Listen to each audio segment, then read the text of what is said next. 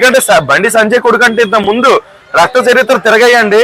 అతను 18-19 సంవత్సరాలప్పుడు హాస్టల్లోకి వెళ్ళి చాలా మంది కొట్టాడు, మీకు తెలుసా?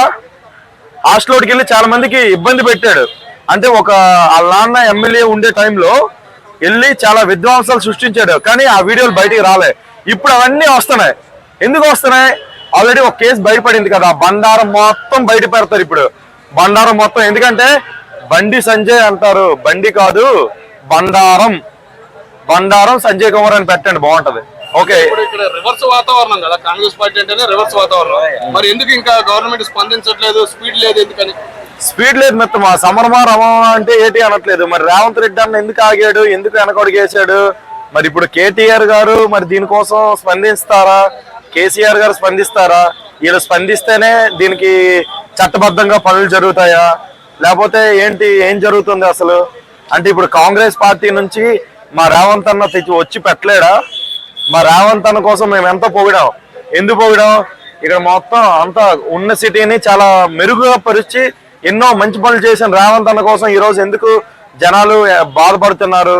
ఈ పోక్స్ యాక్ట్ కింద బండి సంజయ్ కొడుక్కి కాపాడుతున్నారు కాబట్టి తిడుతున్నారు జనాలు. అంటే రేవంత్ రెడ్డి గారు కూడా స్పీడ్ పెంచమని చెప్పారు పోలీసులకి 2 రోజుల క్రితం. మరి ఇప్పుడు దాకా స్పందన అనేది ఏమి మొదలవుతుంది? అవునండి, మీడియా ముందు నేను స్పీడ్ పెస్తాను, మీడియా వెనక్కి వెళ్ళిపోతే నేను సైలెంట్ అయిపోతాను. నేను ఎవరితో మాట్లాడుతాను అంటే దేశ చరిత్రలోనే ఒక సెంట్రల్ మినిస్టర్ కొడుకు పరారీలో ఉండడం అనేది ఎలా చూడొచ్చు?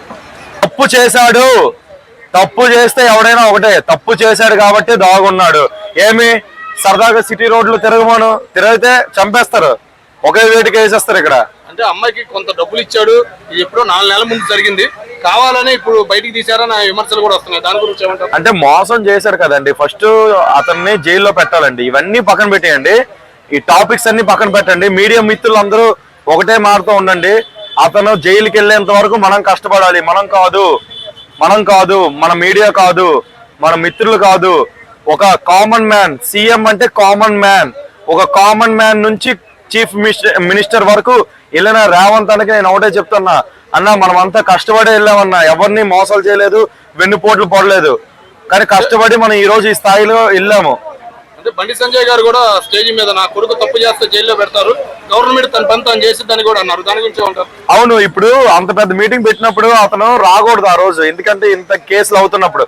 వచ్చారంటే ఏం చేయాలి? అతను పాజిటివ్నెస్ అతను చెప్పుకోవాలి, కానీ ఆ వెనక బాధపడిందంతా నీకు మీడియా ముందు చెప్పలేరు కదన్న. అంటే బాధపడతానే ఏడుస్తానే చెప్పాడు ఆ మీటింగ్ లో కూడా. దాని గురించి మరి ఏడుస్తూనే చెప్పారంటే వాళ్ళు కొడుకు తప్పు చేశారని అక్కడ ఒప్పుకోండి. ఇంకేంటి, రంగ ప్రవేశం కాదు, దొంగ ప్రవేశం.